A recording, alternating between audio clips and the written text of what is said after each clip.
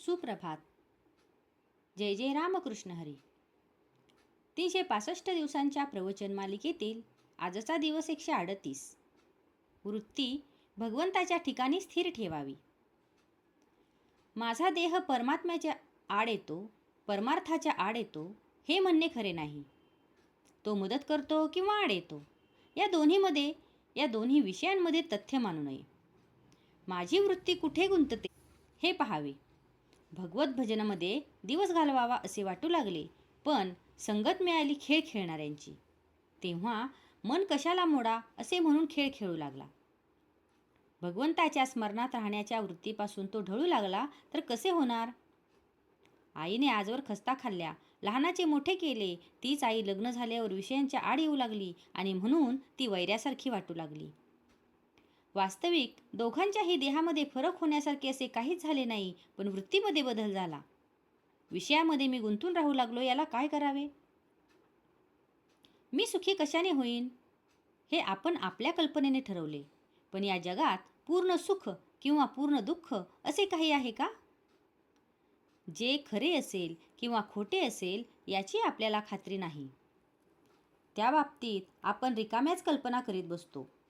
दुसरा मनुष्य ज्यावेळी आपल्याला त्रास देतो त्यावेळी त्यामध्ये 50% आपली कल्पना असते, बाकी उरले 50% त्याबद्दल त्याने दिलेला त्रास मी करून घेणार नाही ही वृत्ती असावी, म्हणजे संपले.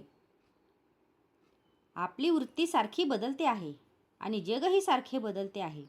त्यामुळे अमुक तमुक परिस्थितीमुळे सुख किंवा अमुक तमुक परिस्थितीमुळे दुःख होते हे वाटणे खरे नव्हे. कारण सुख दुःख हे अस्थिर असते. शास्त्रांचे नियम हे वृत्तीला स्थिर करतात. भजन, पोथी वाचन, मंदिर बांधणे वगैरे गोष्टी जरी वृत्ती सुधारण्यासाठी न केल्या तर ती नुसती करमणूक होते.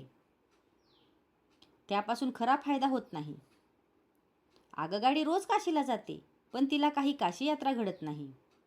यात्रा घडते ती आत बसलेल्या लोकांना. गंगा स्नान, विश्वेश्वराचे दर्शन वगैरे घडते ते गाडीमध्ये बसलेल्या लोकांना. त्याचप्रमाणे देहाने नुसता पूजापाठ करून परमार्थ साधत नाही.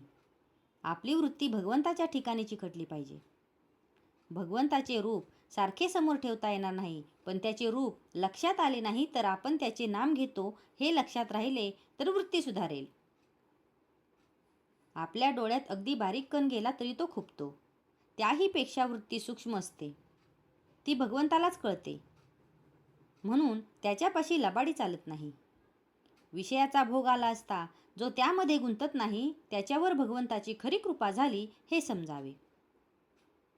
भगवंतापासून वेगळे न राहणे, त्याचे विस्मरण न होऊ देणे, त्याच्या स्मरणात राहणे, त्याच्या नामात राहणे यामध्येच खरे समाधान, शांती आणि सुख आहे.